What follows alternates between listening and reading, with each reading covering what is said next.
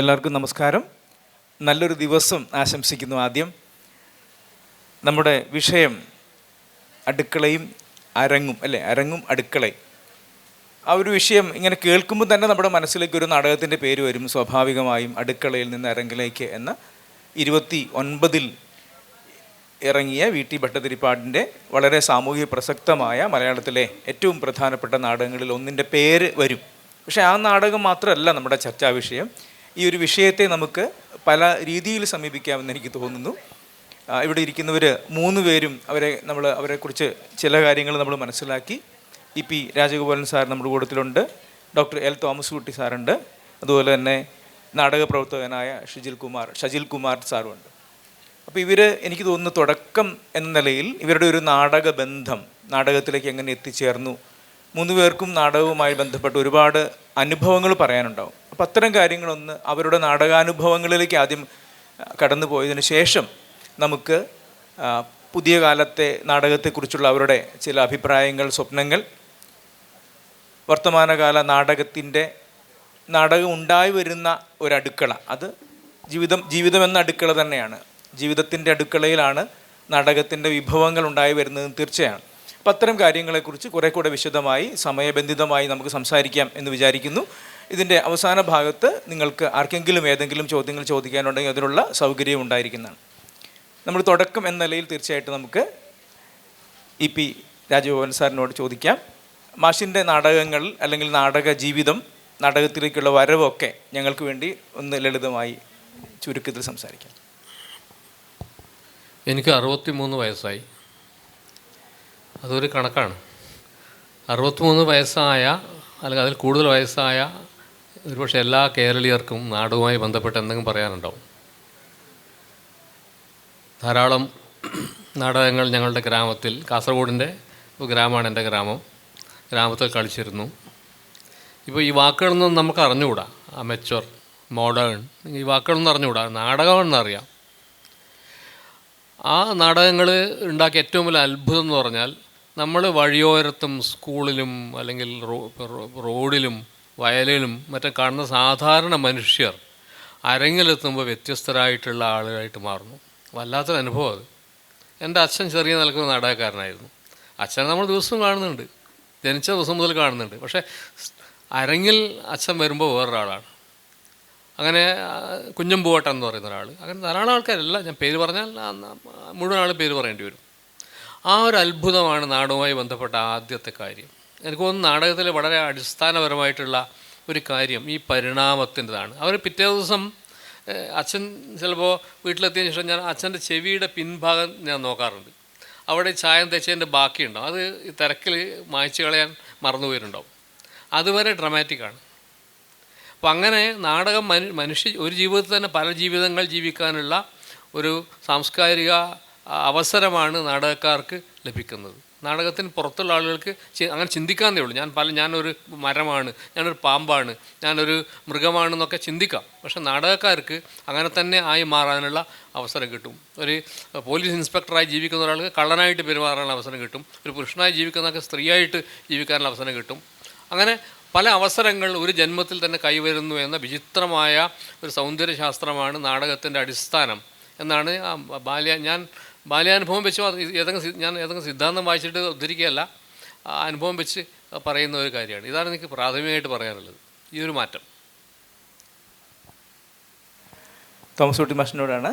മാഷിൻ്റെ ഒരു നാടക അനുഭവം, പ്രത്യേകിച്ചും ക്യാമ്പസ് നാടകമായിട്ട് ബന്ധപ്പെട്ട് ഒരുപാട് നാടകങ്ങൾ ചെയ്തിട്ടുണ്ട് മാഷ്. കുട്ടികളെ ചേർത്ത് നിർത്തുകയും പുതിയ തരത്തിലെ നാടകങ്ങളുടെ പുനരാലോചനകൾ സാധ്യമാക്കുകയും ചെയ്യുന്ന തരത്തിൽ ഇടപെട്ട ഒരാളാണ് ക്യാമ്പസുകളായിട്ട് ബന്ധപ്പെട്ട്. മറ്റ് പല രീതിയിലും സാറ് നാടകമായിട്ട് ബന്ധമുണ്ട്. അപ്പോൾ ഈ ഒരു കാര്യത്തെക്കുറിച്ച് മാഷിൻ്റെ അഭിപ്രായം എന്ന് പറയാം.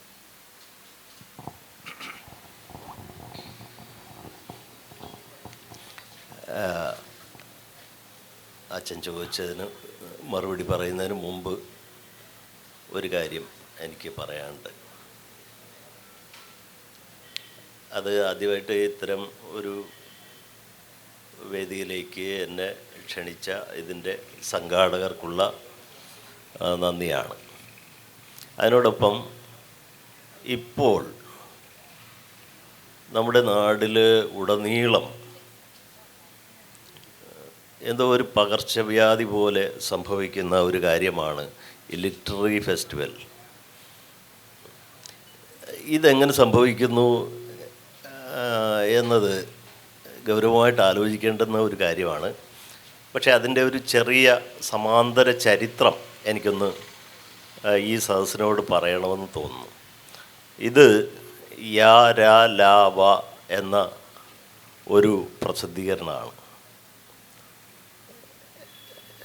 ഈ യാരാലാപ എന്നത് കേരളത്തിലെ എല്ലാ ജില്ലകളിലും കവികൾ ഒത്തുകൂടുന്ന, സ്വന്തം നിലയിൽ കവിത അവതരിപ്പിക്കുന്ന ഒരു സംരംഭമായിരുന്നു, വിപുലമായ സംരംഭമായിരുന്നു. അതിന് സെക്രട്ടറി ഇല്ല, പ്രസിഡൻ്റ് ഇല്ല, ഖജാൻജി ഇല്ല, ഫണ്ടില്ല. സ്വന്തം നിലയിൽ സംസ്കാരത്തിന് വേണ്ടി, കവിതയ്ക്ക് വേണ്ടി ഒരു സംരംഭം നമ്മൾ ഉണ്ടാക്കിയതായിരുന്നു. അതിനുശേഷം 2 വർഷം പ്രവർത്തിച്ചതിന് ശേഷം മുമ്മാസിക 3 മാസം കൂടുമ്പോൾ കേരളത്തിലെ പ്രസിദ്ധരും അപ്രസിദ്ധരുമായ കവികളുടെ കവിതകൾ പ്രകാശിപ്പിക്കുന്ന, അച്ചടിക്കുന്ന ഒരു സംഭവം ഉണ്ടായിരുന്നു. ഇത് 2011 കേരള ഗവൺമെൻറ്റിനോട് ഞങ്ങളുടെ ഒരു മീറ്റിങ്ങിൽ ഞാൻ ആവശ്യപ്പെട്ടത്, കേരളത്തിൽ സിനിമയ്ക്കുള്ളതുപോലെ നാടകത്തിനുള്ളതുപോലെ ഒരു ഫെസ്റ്റിവൽ സാഹിത്യത്തിനും വേണം എന്ന് 2011 യാരാലാവ ആവശ്യപ്പെട്ടിരുന്നു. പക്ഷേ അത് നടന്നില്ല. അതിൻ്റെ രാഷ്ട്രീയവും സാമ്പത്തികവുമായ പിന്തുണ നമുക്ക് കിട്ടിയില്ല. പക്ഷെ പിന്നീട് വന്നപ്പോൾ ഇത് വലിയ ഒരു കച്ചവടമായിട്ട് കേരളത്തിൽ എല്ലാവരും എടുത്തുപയോഗിക്കുന്നത് നമുക്ക് കാണുവാൻ കഴിയും. കച്ചവടം കഴിയുമ്പോഴാണ് പിന്നീട് അതിൻ്റെ രാഷ്ട്രീയ സാധ്യതകൾ മാത്രം ഉദ്ദേശിച്ചിട്ട് അവിടെയും രാഷ്ട്രീയമായിട്ടുള്ള ഗവൺമെൻറ്റിൻ്റേത് ഉൾപ്പെടെയുള്ള ഇടപെടൽ നടന്നത്. ഇത് എന്തുകൊണ്ട് പറഞ്ഞു എന്ന് ചോദിച്ചാൽ, അതിൻ്റെ നല്ല വിവക്ഷകളുടെ അപ്പുറത്തേക്ക് ഇത്തരം ഒരു സാംസ്കാരിക സംരംഭങ്ങൾ മാറിപ്പോകുന്നോ എന്ന ഒരു സംശയം കൊണ്ട് കൂടിയാണ്. മാത്രമല്ല ചരിത്രം ഓർമ്മിപ്പിക്കാൻ വേണ്ടി കൂടിയാണ്. ഇനി അധ്യക്ഷൻ ചോദിച്ച നാടകാനുഭവത്തെക്കുറിച്ച് പറയാം. ഞാൻ ആദ്യം അധ്യാപകനായി ചേരുന്നത് ശങ്കരാചാര്യ സർവകലാശാലയിൽ ആണ്. അവിടെ ആദ്യത്തെ ക്യാമ്പസ് തിയേറ്റർ ഞാനും എൻ്റെ സഹാധ്യാപകനായിരുന്ന സുരേഷ് ബാബു എന്ന സംസ്കൃതാധ്യാപകനും ചേർന്ന് ഉണ്ടാക്കി. അപ്പോൾ ഞങ്ങൾ ആദ്യം അങ്കുലിയാങ്കം എന്ന ശക്തിഭദ്രൻ്റെ ഒരു സംസ്കൃത നാടകമാണ് അവതരിപ്പിച്ചത്. തിരുവല്ല സെൻറ്ററിലായിരുന്നു ജോലി ചെയ്തത്. അതുകൊണ്ട് തിരുവല്ല സെൻറ്ററിലെ കോർപ്പറേഷൻ്റെ മുമ്പിൽ വെറും നിലത്ത് അവിടുത്തെ ചെറിയ ഒരു പൂന്തോട്ടത്തിൽ വെച്ചിട്ടാണ് ആ നാടകം അവതരിപ്പിച്ചത്. അതിൽ ഈ ഹനുമാൻ പ്രവേശിക്കുന്ന രംഗങ്ങളൊക്കെ അതിലെ ഒരു ചെറിയ മതിലിൽ നിന്നിട്ട് ചാടി വന്നിട്ടാണ് ചെയ്തത്. എന്തായാലും അത് ആളുകൾക്ക്, പ്രത്യേകിച്ച് വിദ്യാർത്ഥികളെ കൊണ്ടാണ് ചെയ്തത്, അവർക്കൊക്കെ ഇഷ്ടമായി. ഇതിൻ്റെ ഭാഗമായിട്ട് ശങ്കരാചാര്യ യൂണിവേഴ്സിറ്റിയുടെ കാലടിയിലുള്ള, അന്ന് പൂർണ്ണ രൂപത്തിൽ അത് കെട്ടിക്കഴിഞ്ഞിട്ടില്ല, കാലടിയിലേക്ക് അവതരിപ്പിക്കാൻ ഞങ്ങളെ വിളിച്ചു. അപ്പോൾ അവിടെ ഈ മതിലില്ലാത്തതുകൊണ്ട് കാലടിയിൽ ഒരു കല്ല്, ഒരു പീഠം പോലെ ഒരു സ്ക്വയർ കെട്ടിയിട്ടുണ്ട്, ഒരു തൂണ്. അതിൻ്റെ മേളിൽ നിന്നാണ് എൻ്റെ ഹനുമാൻ ലങ്കയിലേക്ക് ചാടിയത്. കുറേ നാൾ കഴിഞ്ഞിട്ട് അവിടെ ചെല്ലുമ്പോൾ ഈ കല്ലിൻ്റെ മേളിലാണ് സാക്ഷാൽ ശങ്കരാചാര്യരുടെ പ്രതിമ ഇരിക്കുന്നത്. ഇതാണ് ആദ്യകാലത്തെ ക്യാമ്പസ് തിയേറ്ററിലെ എൻ്റെ ഓർമ്മ. ഏറ്റവും അവസാനം കഴിഞ്ഞ ജാനുവരി 13 പ്രോ പ്ലസ് എന്ന് പറയുന്ന ഒരു നാടകം നമ്മുടെ കാലിക്കറ്റ് യൂണിവേഴ്സിറ്റിയിൽ നാടകക്കൂട്ടമെന്ന എൻ്റെ ക്യാമ്പസ് തിയേറ്റർ ചെയ്തു. അത് വൻ വിജയമായിരുന്നു. 43ഓളം ആളുകൾ അഭിനയിച്ച ഒരു വലിയ അവതരണമായിരുന്നു. അത് തുറന്ന അരീനയിലാണ്. ചുറ്റും ആളുകൾ നിൽക്കുന്ന തരത്തിലാണ് അത് സംവിധാനം ചെയ്തിട്ടുണ്ടായിരുന്നത്. മറകളില്ലാത്ത അഭിനയം, ഒളിച്ചു നിൽക്കാൻ പ്രൊസീനിയം സ്റ്റേജിൻ്റെ സൈഡ് കർട്ടൻ ഇല്ലാത്ത ഒരു അരങ്ങ്. അത് ആളുകൾ ഒരു നിമിഷം പോലും ബോറടിക്കാതെ സന്തോഷത്തോടെ ചിരിച്ച് കണ്ട് വിജയമാക്കി എന്നതാണ് അതിൻ്റെ കാര്യം.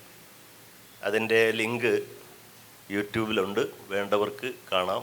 PRO+ ബിനോയ് തോമസ് എഴുതിയ പ്രോത്താസിസിൻ്റെ ഇതിഹാസം എന്ന ഒരു വളരെ ലളിതമായിട്ടുള്ള ഒരു നോവലൈറ്റിനെ ആധാരമാക്കി ചെയ്ത നാടകമാണ് അത്.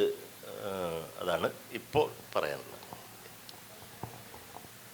ഷാജിൽ കുമാർ സ്ത്രീ നാടകവേദിയെക്കുറിച്ചും കീഴാള നാടകവേദിയെക്കുറിച്ചും മലയാള നാടകത്തിൻ്റെ ചരിത്ര വർത്തമാനങ്ങളെക്കുറിച്ചും ഒക്കെ ധാരാളം എഴുതിയിട്ടുള്ള ഒരാളെന്ന നിലയിൽ അത്തരം കാര്യങ്ങളെക്കുറിച്ച് അതിലേക്ക് എത്തിച്ചേർന്ന താങ്കളുടെ നാടക അനുഭവങ്ങളെക്കുറിച്ച് ഒന്ന് വിശദീകരിക്കാം ആദ്യമായിട്ട്.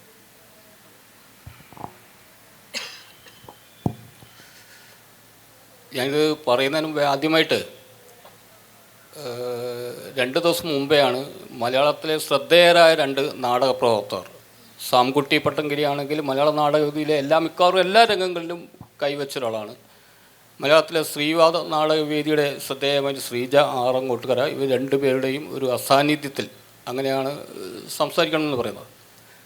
ഞാൻ എൻ്റെ ഒരു ഏരിയ എന്ന് പറയുന്നത് തന്നെ മലയാള നാടകവേദിയെക്കുറിച്ചുള്ള ഒരു അന്വേഷണ പഠനം എന്നതാണ്. അതങ്ങനെ വരാനുള്ളൊരു കാരണം ഒരുപക്ഷെ ഈ മലയാള നാടകവേദിയുടെ ഏറ്റവും വലിയൊരു പരിമിതി എന്ന് പറഞ്ഞിട്ടുണ്ടെങ്കിൽ മലയാള നാടകം ചെയ്യപ്പെടുന്ന അത്രയും അരങ്ങിലെത്തുന്ന അത്രയും രൂപത്തിൽ നാടക അന്വേഷണങ്ങൾ, പഠനങ്ങൾ, നാടകം ഒരു വിമർശനം എന്നുള്ള വിമർശന കല എന്നുള്ള നിലയ്ക്ക് ആ രൂപത്തിലേക്ക് വേണ്ടത്ര വികാസം എത്താത്തതുകൊണ്ട് ഇപ്പോഴും സ്കൂൾ ഓഫ് ഡ്രാമകളിൽ നാടകമായി അക്കാദമിക് തലത്തിൽ പഠിപ്പിക്കുന്നു.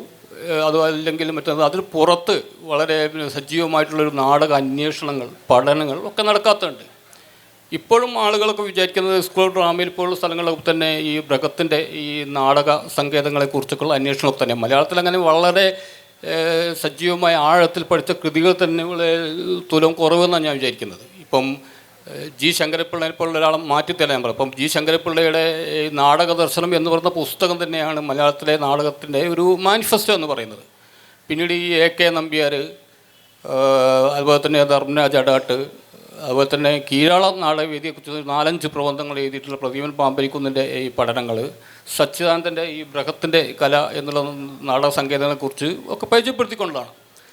പക്ഷേ ഞാൻ വിചാരിക്കുന്നത് ഈ ബൃഹത്തിൻ്റെയൊക്കെ നാടക സങ്കേതങ്ങളെ മുൻനിർത്തിക്കൊണ്ട് ബൃഹത്തിൻ്റെ നാടക സംഗീതം എപ്പിക് തിയേറ്ററിനെ കുറിച്ചാണ്. ആ എപ്പിക് തിയേറ്ററിൽ തന്നെ പറയുന്നൊരു കാര്യം, ഒന്ന് പ്രേക്ഷകരെ ചിന്തോദ്ദീപനത്തിൽ ചിന്തയിലെ വികാസത്തിന് ഉതകുന്നതായിരിക്കണം പിന്നെ നാടകം എന്ന് പറയുന്നുണ്ട്, അനാർഭാടമായിരിക്കണം എന്നൊക്കെയാണ് പറയുന്നത്. ഇതിനെയൊക്കെ ചോദ്യം ചെയ്തുകൊണ്ടാണ് ബൃഹത്തിനേക്കാൾ ഏറ്റവും സജീവമായി മലയാള അല്ലെങ്കിൽ ലോക നാടകവേദിയിൽ ഇടപെട്ട ഒരാളാണ് ബ്രസീലിയൻ നാടകത്ത് പിന്നെ അഗസ്റ്റോ ബോൾ എന്ന് പറയുന്നത്. അദ്ദേഹത്തിൻ്റെ ഒരു പ്രധാനപ്പെട്ട ഒരു പുസ്തകം തന്നെ തിയേറ്റർ ഓഫ് ഒപ്രസ് എന്ന് പറയുന്ന ഒരു പുസ്തകം തന്നെ വന്നിട്ടുണ്ട്.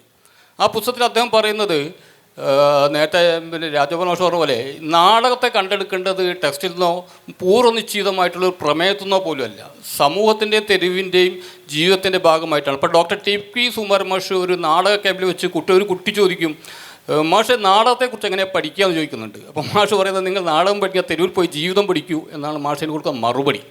അപ്പോൾ അതുപോലെ ഇതിൽ അഗസ്റ്റോ ബോൾ പറയുന്ന ഒരു പ്രധാനപ്പെട്ട കാര്യം, നിങ്ങൾ തെരുവിലെ ഏത് സ്ട്രീറ്റിലാണ് ഒരു പ്ലേ ചെയ്യുന്നത്, ആ സ്ട്രീറ്റിൻ്റെ രാഷ്ട്രീയവും സാമൂഹ്യമായ ജീവിതത്തെ ഒപ്പിയെടുത്ത് അത് നാടകമായി അവതരിപ്പിക്കാം, അതിൽ കാണികളെയും കൂടി ഉൾക്കൊള്ളിക്കുന്ന പൊളിറ്റേറിയൻ തിയേറ്റർ, പൊളിറ്റിക്കൽ തിയേറ്റർ എന്നുള്ളൊരു കൺസെപ്റ്റായിരുന്നു അഗസ്റ്റോ ബോൾ വെച്ചിരുന്നത്. അഗസ്റ്റോ ബോളിൻ്റെ ഒരു പ്രത്യേകത ഏറ്റവും രസകരമെന്ന് തോന്നുന്നത്, അദ്ദേഹം ബ്രസീലിയൻ വർക്കേഴ്സ് പാർട്ടി എന്ന് പറഞ്ഞാൽ അന്നത്തെ ബ്രസീലിയൻ കമ്മ്യൂണിസ്റ്റ് പാർട്ടിയുടെ സെൻട്രൽ കമ്മിറ്റി അംഗമായിരുന്നു. മാത്രമല്ല അദ്ദേഹം തെരഞ്ഞെടുപ്പിൽ മത്സരിക്കുന്നു, ബ്രസീലിയൻ പാർലമെൻറ്റിൽ തെരഞ്ഞെടുപ്പിൽ മത്സരിക്കും. തെരഞ്ഞെടുപ്പിൽ മത്സരിച്ച് അദ്ദേഹത്തിന് കിട്ടുന്ന പ്രതിഫലം ഒക്കെ അദ്ദേഹത്തിന് നാടകപ്രവർത്തകർക്ക് വേണ്ടി ചെലവഴിക്കുന്നുണ്ട്. അതുമാത്രമല്ല അവസാനം അദ്ദേഹം ബ്രസീലിയൻ വർക്കേഴ്സ് പാർട്ടിയുമായി തെറ്റെന്ന് ചോദിച്ചിട്ടുണ്ട്. അദ്ദേഹം പറയുന്നത്, തിരഞ്ഞെടുക്കപ്പെട്ട ജനപ്രതിനിധി ഞാനാണെങ്കിൽ പോലും അത് പിന്നെ അയാൾ ജനവിരുദ്ധനായി തീർന്നു കഴിഞ്ഞാൽ എന്ന് പറഞ്ഞാൽ ആ ജനവിരുദ്ധമായ പ്രവൃത്തി എന്നാരംഭിക്കുന്ന അന്നോടുകൂടി 3-2 ഭൂരിപക്ഷത്തോടു കൂടി അദ്ദേഹത്തെ തിരിച്ചു വിളിക്കണം എന്ന് പറയാണ്. ബ്രസീലിയൻ വർക്കേഴ്സ് പാർട്ടി അതിനോട് വിയോജിക്കും.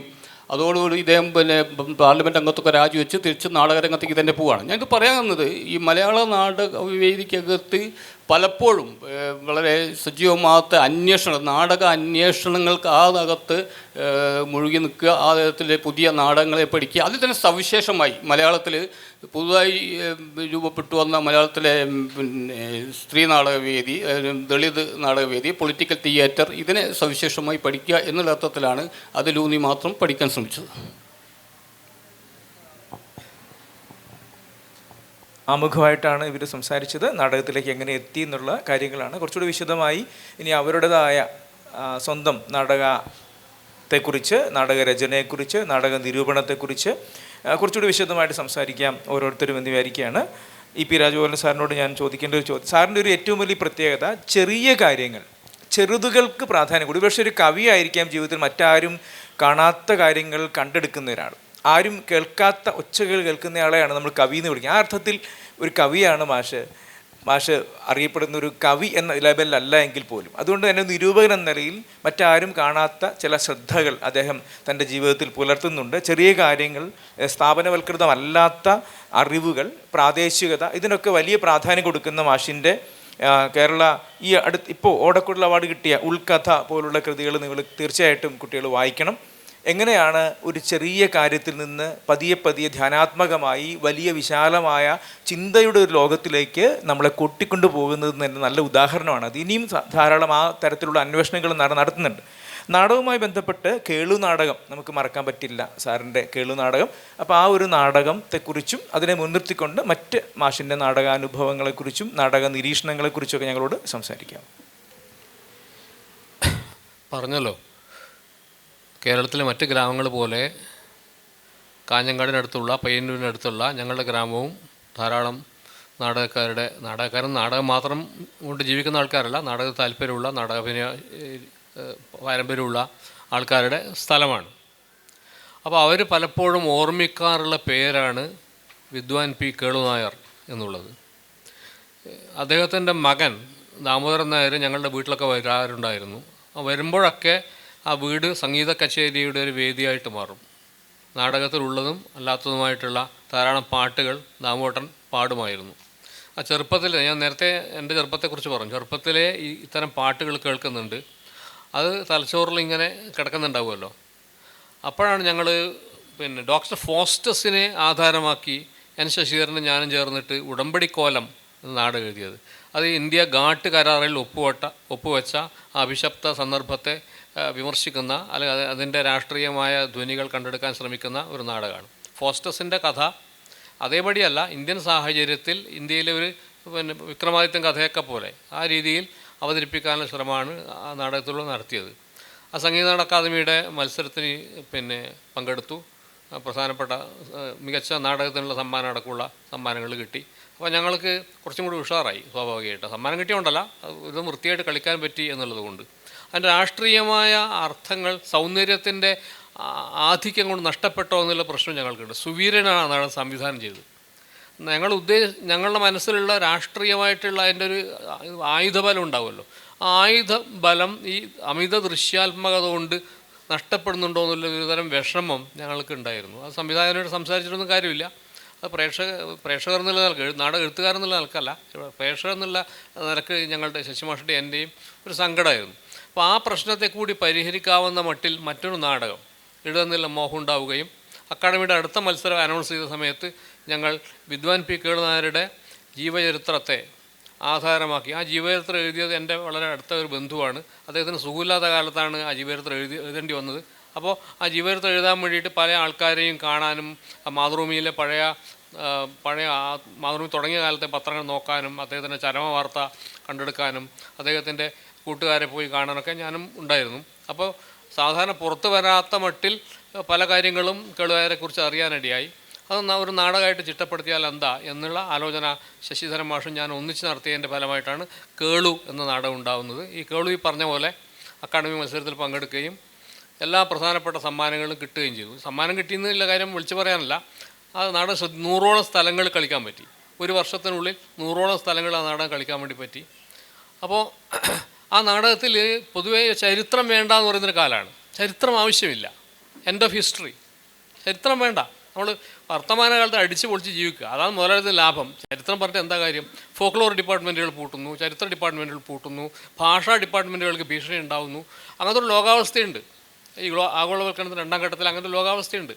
അപ്പോൾ ആ ലോകാവസ്ഥയിൽ നൽകുന്ന കാലത്ത് നമ്മുടെ നാട്ടിലെ ചരിത്രത്തെക്കുറിച്ചുള്ള പുതിയ ഊന്നലുകളോട് കൂടിയ രംഗാവതരണങ്ങൾ നടക്കേണ്ടത് ഒരു എളിയ നിലക്കെങ്കിലും പ്രതിരോധത്തിൻ്റെ ഒരു പ്രവർത്തനമാണ് എന്നുള്ള വിചാരം ഞങ്ങൾക്കുണ്ടായിട്ടുണ്ടാവാം.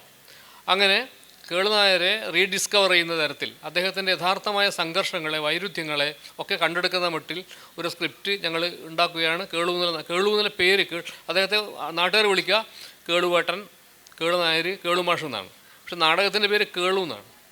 റോ ആയ ഈ ആലഭാരങ്ങളൊന്നുമില്ലാത്ത, ഈ കിരീടങ്ങളൊന്നുമില്ലാത്ത ഒരു തനി കേളു, യഥാർത്ഥ സംഘർഷത്തിൽ ഉഴലുന്ന ഒരു മനുഷ്യനെ അവതരിപ്പിക്കാനാണ് കേളു നാടകത്തിലൂടെ ഞങ്ങൾ ശ്രമിച്ചത്. ലളിതമായിട്ടാണ് അത്. ആ നാടകം മനസ്സിലാവേണ്ട ഒരു പ്രശ്നമില്ല.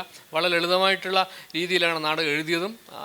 ഏതാണ്ട് അങ്ങനെ തന്നെയാണ് അവതരിപ്പിക്കാൻ വേണ്ടി സാധ്യം. മഞ്ജുളൻ എന്ന് പറയുന്ന സ്കൂൾ ഡ്രാമയിൽ തൊട്ട് പുറത്തു വന്ന ഉടൻ, അദ്ദേഹത്തിന് അന്ന് 23 വയസ്സ് മറ്റേ ഉള്ളൂ, ഈ നാടകം 10-25 കൊല്ലം മുമ്പ് പിന്നെ എഴുതിയത്. ശശിധരൻ മാഷ് പിന്നെയും തുടർച്ചയായി നാടകം എഴുതുന്നുണ്ട്. എൻ്റെ ഒരു മേഖല നാടകം ഞാൻ സ്വയം വിചാരിക്കാത്തതുകൊണ്ട് പിന്നെ അങ്ങനെ ഞാൻ നാടകത്തിലധികം പണിയെടുക്കുന്നില്ല. നാടകം ശ്രദ്ധിക്കുന്നുണ്ട്, കാണുന്നുണ്ട്, നാടകത്തെക്കുറിച്ച് പലപ്പോഴും പറയുന്നുണ്ട്, എഴുതുന്നുണ്ട് എന്നല്ലാതെ നാടകം എഴുത്ത് എൻ്റെ ഒരു പ്രധാനപ്പെട്ട പിന്നെ പ്രവൃത്തി മേഖലയായിട്ട് തൊഴിൽ മേഖലയായിട്ടോ പ്രവൃത്തി മേഖലയായിട്ടോ ഒന്നും വിചാരിക്കാത്തതുകൊണ്ട് ഞാൻ മുന്നോട്ട് പോയില്ല.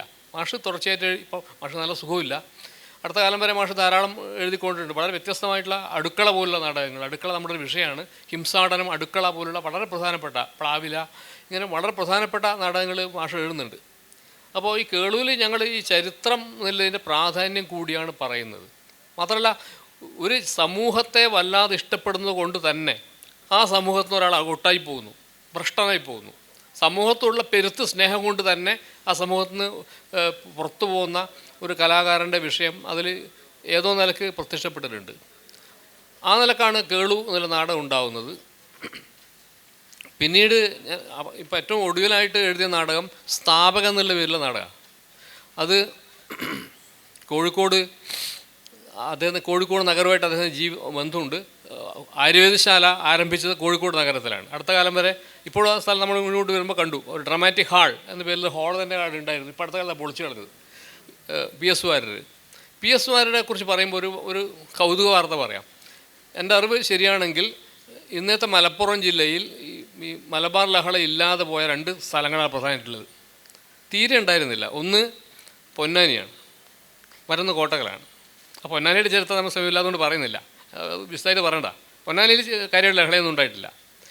കോട്ടക്കൽ ലഹളയില്ലാത്തതിൻ്റെ കാരണം എന്ന് വെച്ചാൽ മരണം, ചികിത്സ, ഈ കാര്യത്തിനൊന്നും ഇതിനൊന്നും വലിയ മതാത്മകതയില്ല. അതെല്ലാവരുടെയും വിഷയമാണ്. ഈ വായുമണ്ഡലം പോലെ, വെള്ളം പോലെ, ചോറ് പോലത്തെ വിഷയമാണ് ഇതൊക്കെ. അതുകൊണ്ട് മനുഷ്യ ശരീരത്തെ മുൻനിർത്തിയിട്ടുള്ള പ്രവർത്തനങ്ങൾ മുഴുകി നിൽക്കുന്ന ഒരാളുടെ സാന്നിധ്യം അവിടെ പൊതുവെ ഉണ്ടായിരുന്നത് കൊണ്ട്, ചുരുക്കി പറഞ്ഞാൽ ഒരു വൈദ്യനെ ആ സമൂഹത്തിന് മതേതരമായി ആവശ്യമുള്ളത് കൊണ്ട് അവിടെ കലാപമുണ്ടായില്ല. അദ്ദേഹത്തിൻ്റെ വ്യക്തിവൈശിഷ്ട്യം എന്ന് ഞാൻ വിചാരിക്കുന്നില്ല, അതുണ്ട്. പക്ഷെ അത് മാത്രമല്ല, ആ വൈദ്യം എന്നുള്ള ജനകീയമായ വൈദ്യം, മതവും ജാതിയും ഒന്നും ഇല്ലാത്ത വൈദ്യം, ചികിത്സ, ആശുപത്രി, ഇത്തരം ആശയങ്ങളുള്ളതുകൊണ്ട് അവിടെ കലാപമുണ്ടായില്ല.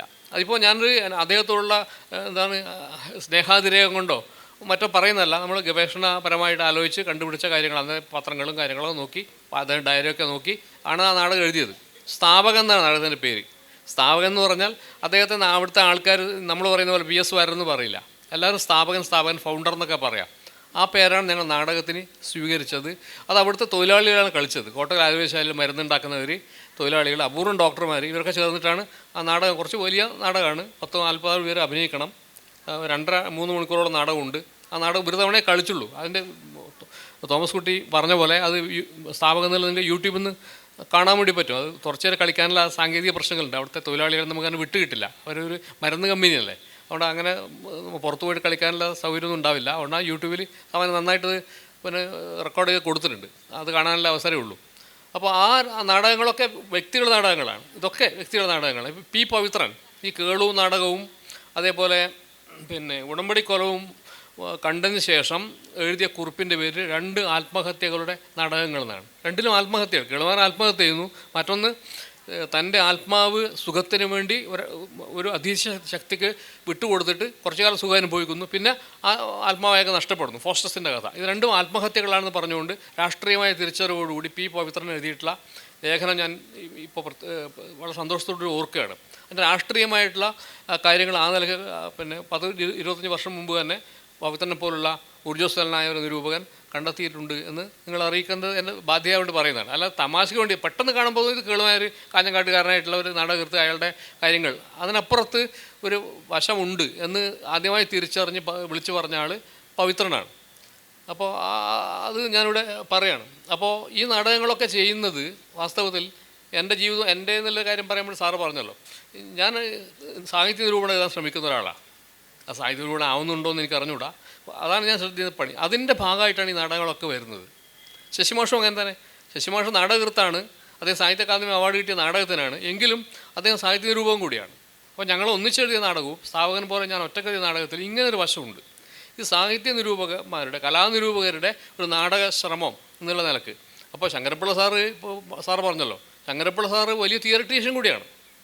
CN ശ്രീകണ്ഠനായർ വലിയ തിയറിറ്റീഷ്യൻ കൂടിയാണ്. CA തോമസ് വലിയ തിയറിറ്റീഷ്യൻസ് അല്ലേ. അവർ അങ്ങനെ ഒരു പരമ്പര നമുക്കുണ്ട്. അത് വെറും ശുദ്ധ നാടകക്കാരല്ല അവർ ലോകത്തെക്കുറിച്ചുള്ള. ഇപ്പോൾ പിന്നെ വിമോചന സമര കാലത്തൊക്കെ ഇദ്ദേഹത്തിൻ്റെ നിലപാടുകളെക്കുറിച്ച് നമുക്കറിയാം. സ്വാതന്ത്ര്യത്തിന് വേണ്ടിയിട്ടുള്ള വലിയ നിലപാടുകൾ CA തോമസ് എടുത്തു എന്നൊക്കെ നമ്മൾ പറയാറുണ്ട്. അപ്പോൾ അങ്ങനെ രാഷ്ട്രീയത്തിലും പൊതുപ്രവർത്തനത്തിലൊക്കെ ഇടപെടുക, പ്രണയം എന്നുള്ള ആശയത്തെ മുന്നോട്ട് കൊണ്ടുപോകും, ഇതൊക്കെ CA ചെയ്ത കാര്യങ്ങളാണ്.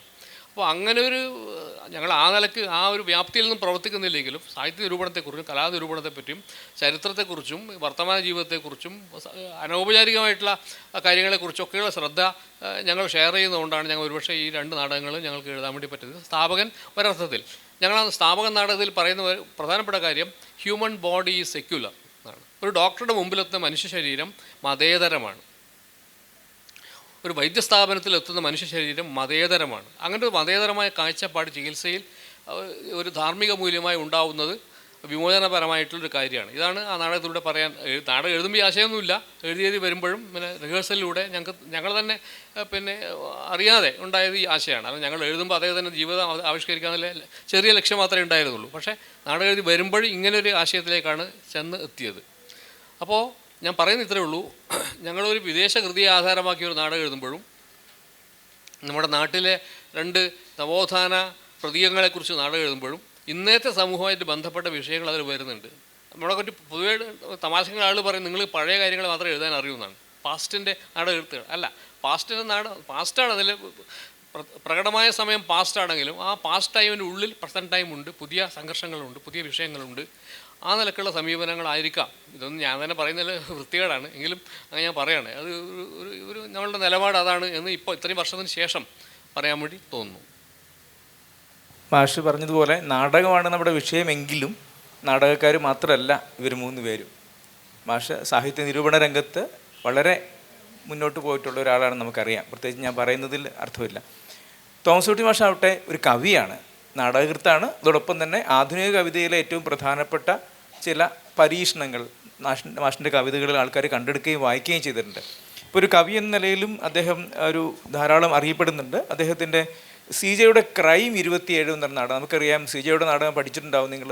ഒരുപക്ഷെ കാലത്തിന് മുമ്പേ പിറന്ന കൃതി എന്നൊക്കെ നമ്മൾ ചിലപ്പോൾ ആലങ്കാരികമായിട്ട് പറയാൻ ഈ കൃതിയെ സംബന്ധിച്ച് കൃത്യമാണ്. കാരണം അത് എഴുതപ്പെട്ട കാലത്ത് അങ്ങനെയൊന്നും അത് ആരും ശ്രദ്ധിക്കുകയോ അരങ്ങേറുകയോ ചെയ്യപ്പെടാത്ത പുസ്തകങ്ങളിൽ മാത്രമായിരുന്നു ആ കൃതിയെ രംഗത്ത് അവതരിപ്പിക്കാൻ മുൻകൈ എടുത്ത ഒരാൾ കൂടെയാണ് തോമസ് കുട്ടി സാറ്.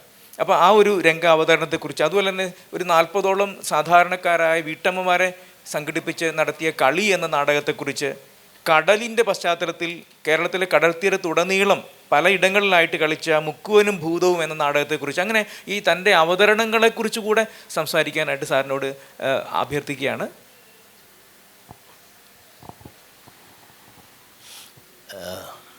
അത് അതിനെക്കുറിച്ചൊക്കെ വിശദമായിട്ട് തന്നെ പറയാവുന്നതാണ്, കുഴപ്പമില്ല. പക്ഷേ പ്രശ്നം നമ്മളുടെ ഇവിടുത്തെ ഫോക്കസ് എവിടെയാണെന്ന് കിട്ടുന്നില്ല. ഇത് ഓക്കെ, അത് പറയാം. ഫോക്കസ് ഞാൻ പറഞ്ഞ ആദ്യം അധ്യക്ഷൻ സൂചിപ്പിച്ചു, അരങ്ങും അടുക്കളയും തമ്മിലുള്ള ഓക്കെ ഓക്കെ അതെത്താം. പക്ഷെ ഇപ്പോൾ പറഞ്ഞ സംഗതി പറയാം. അതെ, ചുരുക്കം ഞാൻ ആദ്യത്തെ കടലിനെ ഒരു കഥാപാത്രമാക്കി ഒരു നാടകം എഴുതിയതാണ് സൂചിപ്പിച്ചത്. അത് ഇവിടെ കേരളത്തിൽ ആണവ നിലയം വരുന്നു എന്നുള്ള ഒരു രാഷ്ട്രീയ സാഹചര്യം, ചരിത്ര സന്ദർഭം ഉണ്ടായപ്പോൾ അതിനെതിരെ ജനകീയമായിട്ടുള്ള അതിൻ്റെ റേഡിയേഷനെ ഭയന്നും മറ്റും കേരളത്തിലെ കടൽ തീരത്തെ മുക്കുവ സമുദായത്തിനെ മുൻനിർത്തിയിട്ട് ഒരു നാടകം എഴുതിയതാണ് മുക്കുവനും ഭൂതവും. അത് എഴുതുക മാത്രമല്ല, ആദ്യത്തെ കടലോര നാടകം കൂടിയാണത് എന്ന് ഞാൻ ഓർമ്മിപ്പിക്കുന്നു. കാരണം അത് കൊല്ലത്ത് നിന്ന് ആലപ്പുഴ വരെ ഒരു സംഘം ആളുകൾ നടന്ന് അവതരിപ്പിക്കുകയാണ്. കടൽ തീരത്തൂടെ കടലിൽ നിന്ന് വലിച്ചെടുക്കുന്ന ഒരു നിധി, അത് കടൽ കഥാപാത്രമാണ്. അത് വലിച്ച് കരയിലെത്തിക്കുമ്പോൾ അതിൽ നിന്ന് ഇറങ്ങി വരുന്ന ഒരു ഭൂതം, ഈ ഭൂതവും മറ്റ് അതിൻ്റെ തുടർച്ചയുമായിട്ടാണ് ആ നാടകം കേരളത്തിലെ കടപ്പുറം മുഴുവനും കളിച്ചത്. ആലപ്പുഴ എത്തിയപ്പോഴേക്കും സംഘാംഗങ്ങൾ ക്ഷീണിതരായി, പൈസയൊന്നും ഇല്ലായിരുന്നു, സമര സ്വഭാവമുള്ള നാടകാവതരണമാണല്ലോ. അപ്പോൾ പോകുന്ന വഴിക്ക് കിട്ടുന്ന ഭക്ഷണമൊക്കെ ആയിരുന്നു അന്ന് ഉണ്ടായിരുന്നത്. അപ്പോൾ അവിടെ ആലപ്പുഴ വെച്ചിട്ട് അവസാനിച്ചു. അതാണ് ഒരു നാടകം. പിന്നെ കളി എന്ന് പറയുന്ന ഒരുപക്ഷെ 43ഓളം സ്ത്രീകൾ, അമ്മമാരും നിരക്ഷരായിട്ടുള്ള ആളുകളും ഒക്കെ ചേർന്നിട്ട് സ്ത്രീകൾ മാത്രം കുണ്ടറ ഒരു തെരുവിൽ അവതരിപ്പിച്ച സ്ത്രീപക്ഷ വായന. ഇത് 90കളിലാണ് നടന്നത്.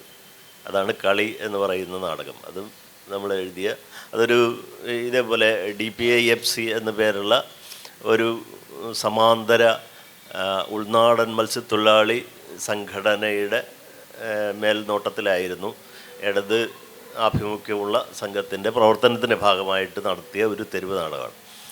അത് കഴിഞ്ഞിട്ട് ഞാൻ 2000-അടുത്ത് ആണ് കൊല്ലം സോപാനം ഓഡിറ്റോറിയം എന്ന് പറയുന്ന വലിയൊരു ഓഡിറ്റോറിയത്തിൽ ക്രൈം നാടകം, CJ തോമസിൻ്റെ ക്രൈം നാടകം ബ്രക്തിയൻ മട്ടിൽ, നേരത്തെ ഇവിടെ സജിൽ സൂചിപ്പിച്ച പോലെ ബ്രക്തിൻ്റെ ഒരു എക്സ്പെരിമെൻ്റൽ പ്ലേ ആയിട്ട് അവതരിപ്പിച്ചത്. അതിൽ രാജേഷ് ശർമ്മ, നിങ്ങൾക്കറിയാം, സിനിമയിൽ ഒക്കെയുള്ള അദ്ദേഹമാണ് ഗുരുവിൻ്റെ വേഷം അന്ന് ചെയ്തത്. അത് വളരെ ആകർഷകമായിരുന്നു. അത്യാവശ്യം അന്ന് സ്വീകരിക്കപ്പെട്ട ഒരു നാടകമാണ്. എക്സ്പെരിമെൻ്റൽ പ്ലേ ആകുമ്പോൾ സ്വാഭാവികമായിട്ട് നമ്മുടെ ശീലങ്ങൾ, നമുക്കറിയാം, നേരത്തെ രാജാവ് മാഷ് സൂചിപ്പിച്ച പോലെ കാസർഗോഡ് ഉള്ളതിനേക്കാളും ഒരുപക്ഷെ ഏറ്റവും കൂടുതൽ നാടക സംഘങ്ങൾ ഉണ്ടായിരുന്ന പ്രദേശം കൊല്ലമാണ്. കൊല്ലത്ത് പ്രത്യേകിച്ച് പ്രൊഫഷണൽ നാടകങ്ങളുടെ എല്ലാം ബുക്കിങ് കൊല്ലത്താണ്. അതിന് ഒരു ഒറ്റ ഫോർമുലയാണ് ഏത് നാടകമായാലും. മുട്ടത്ത് വർക്കിയുടെ നോവൽ പോലെ ഒരു ഫോർമുലയുണ്ട്. ആകെ 3 നടിമാരുണ്ടാവും, പിന്നെ 4-5 നടന്മാരുണ്ടാവും, നായകനുണ്ടാകും. നായകൻ മിക്കവാറും എപ്പോഴും ചുവന്ന ഉടുപ്പാണ് ഇടുക. അദ്ദേഹം വിപ്ലവത്തിൻ്റെ പ്രതിനിധിയാണ്. അപ്പോൾ പലപ്പോഴും പ്രണയങ്ങളുണ്ടാവാം. KPSC അവിടെ ആണല്ലോ, അതിൻ്റെ ഭാഗമായിട്ടാണ് വരുന്നത്. അല്ലെ മാധവനൊക്കെ അവിടെ ഉള്ള, മാധവനും മുകേഷും ഒക്കെ അവിടെ ഉള്ളതുകൊണ്ട് അങ്ങനെയൊക്കെ വരുന്നത്. നമുക്ക് അന്നത്തെ രസം എന്താണെന്ന് ചോദിച്ചാൽ, നമ്മുടെ വയലിൻ്റെ കരയിലൂടെ ഇങ്ങനെ നടക്കുമ്പോൾ ഏതെങ്കിലും ഒരു ഓല ഇങ്ങനെ ചാരി വെച്ചിരിക്കുന്ന കാണാം. നമ്മൾ നടക്കുന്നതാണ്, ഉണ്ണിയേട്ടാ പോവല്ലേ എന്നൊരു നിലവിളി കേൾക്കും. റിഹേഴ്സൽ നടക്കുക പുറകെ. കാരണം സീസണാകുമ്പോൾ, അന്ന് ഉത്സവങ്ങളാണല്ലോ, ഉത്സവങ്ങളിലെല്ലാം ഈ പ്രൊഫഷണൽ നാടകങ്ങൾ വേണം. അതിനെല്ലാം ടിപ്പിക്കലായിട്ടുള്ള കഥാപാത്രങ്ങളുണ്ട്, ആവിഷ്കാരമുണ്ട്. എല്ലാം ഉണ്ണിയേട്ടന്മാരാണ്. നായിക എപ്പോഴും ദീപം എന്നേ പറയൂ. ഇജാതി ചില സ്ഥിരം വേഷങ്ങൾ, സ്റ്റോക്ക് ക്യാരക്ടേഴ്സ് എന്നൊക്കെ പറയും. ഇതൊക്കെ വെച്ചിട്ട് കളിച്ചുകൊണ്ടിരിക്കുകയാണ്. അതുകൊണ്ട് നമ്മുടെ നാടകത്തെക്കുറിച്ച് ഈ പ്രൊസീനിയം സങ്കല്പം അറിയാതെ ഉറച്ചു പോയതാണ്. ഈ പ്രൊസീനിയം സങ്കല്പത്തിനകത്തിൻ്റെ ബേസിക്കായിട്ടുള്ള ഘടന എന്ന് പറയുന്നത്, ഒരു വീട്ടിലെ 4ാമത്തെ ചുവര് പൊളിഞ്ഞു പോയി. അതിൽ കൂടെയാണ് ഈ ഓഡിയൻസ് ഇരുന്ന് നോക്കുന്നത്.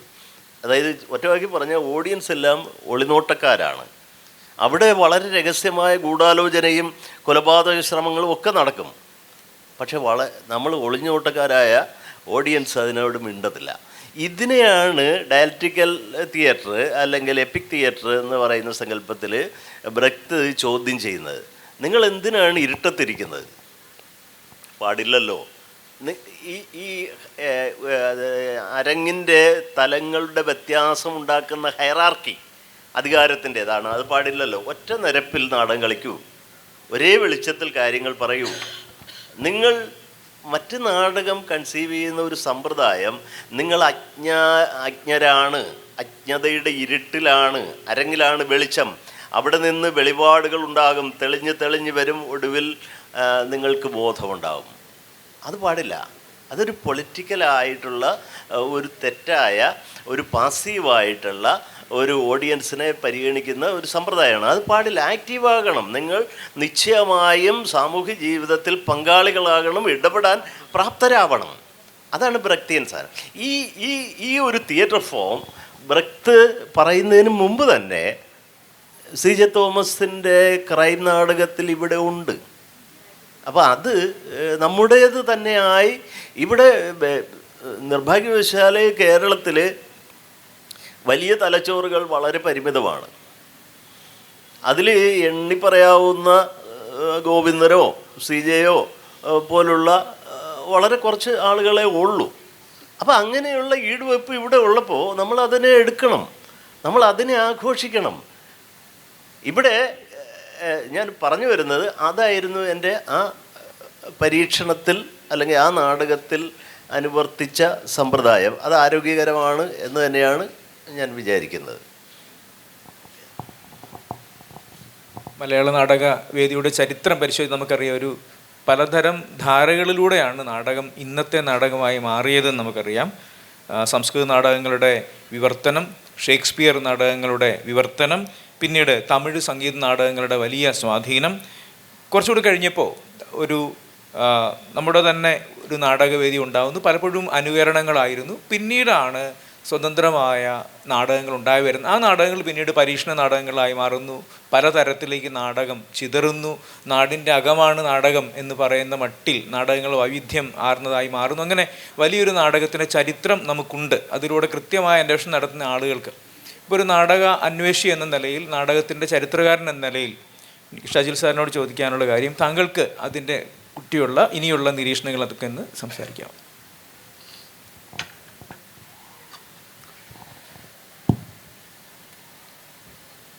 ഈ സമകാലത്ത് ഏറ്റവും വളരെ സവിശേഷമായ ചർച്ച ചെയ്യപ്പെടേണ്ടതെന്ന് തോന്നിയ 3 നാടക പ്രസ്ഥാനങ്ങളെക്കുറിച്ചാണ്. ഒന്ന് ഏറ്റവും പ്രധാനമായി പറഞ്ഞത് പൊളിറ്റിക്കൽ തിയേറ്ററിൻ്റെ കുറേയേറെ ഭാഗങ്ങൾ തോമസ് മാഷും ഒക്കെ സൂചിപ്പിച്ചു. മറ്റൊന്ന് കേരളത്തിലെ ഈ കീഴാള ദളിത് നാടക പ്രസ്ഥാനത്തെക്കുറിച്ചാണ്. വാസ്തവത്തിൽ ഈ പഴയ നാടോടി കലാ പാരമ്പര്യത്തിൽ നിന്നാണ് കീഴാള നാടക പ്രസ്ഥാനത്തിൻ്റെ തുടക്കം തന്നെ. പലപ്പോഴും സംസ്കൃത നാടകങ്ങൾ പോലും നാടോടി കലാപാരമ്പര്യത്തിൻ്റെ ഉപോൽപ്പന്നമാണെന്നൊക്കെ പറയേണ്ടത്. അങ്ങനെ അല്ല എന്നുള്ളത് ഉണ്ട് എന്ന് പറയുന്നതൊക്കെ തർക്കങ്ങളുണ്ട്. അങ്ങനെ രൂപപ്പെട്ടു വന്ന് പിന്നീട് ഇതിൻ്റെ നാടോടി കലകൾ എന്നുള്ളതിലേക്ക് നാടോടി നാടക രൂപങ്ങൾ എന്ന നിലയ്ക്കാണ് പിന്നീട് പല അനുഷ്ഠാന കലാരൂപങ്ങൾ വളർന്നു വന്നത്. അനുഷ്ഠാന കലാരൂപങ്ങളും അത് അനുഷ്ഠാനേതരമായ കലാരൂപങ്ങളുമായി നാടോടി കലകൾ രൂപപ്പെട്ടു വന്നത്. അപ്പം അതിലൊന്ന് ഈ മുടിത്തെയ്യം, തെയ്യം, തിറ, അതുപോലത്തെ അങ്ങനെ പടയണി, ഇങ്ങനെ പോലുള്ള ഈ സർപ്പംകളി, സർപ്പം തുള്ളൽ പോലുള്ള ഈ ഭാഗങ്ങൾ, ഇതൊക്കെ നാടോടി അനുഷ്ഠാന കലയുടെ ഭാഗമായി അന്ന് നാടോടി കല പരിഗണിക്കപ്പെട്ടതാണ്. അനുഷ്ഠാനേതരമായി രൂപപ്പെട്ടു നമ്മളുണ്ട്. ഇപ്പം കാക്കരശ്ശി, അതുപോലെ തന്നെ കോതാമുരി, ഇതുപോലുള്ള ഒക്കെ അനുഷ്ഠാനേതരമായ കലാരൂപങ്ങൾ. കാക്കരശ്ശി നാടകങ്ങളിലാണ് ഈ മലയാളത്തിലെ ആദ്യത്തെ ഈ വിഗതകുമാരൻ എന്ന് പറയുന്ന സിനിമയിൽ അഭിനയിച്ച പി കെ റോസി ആദ്യമായി വരുന്നത് തന്നെ കാക്കരശ്ശി നാടകത്തിൽ അഭിനേത്രിയായിട്ടാണ് വരുന്നതെന്ന് പറയുന്നുണ്ട്.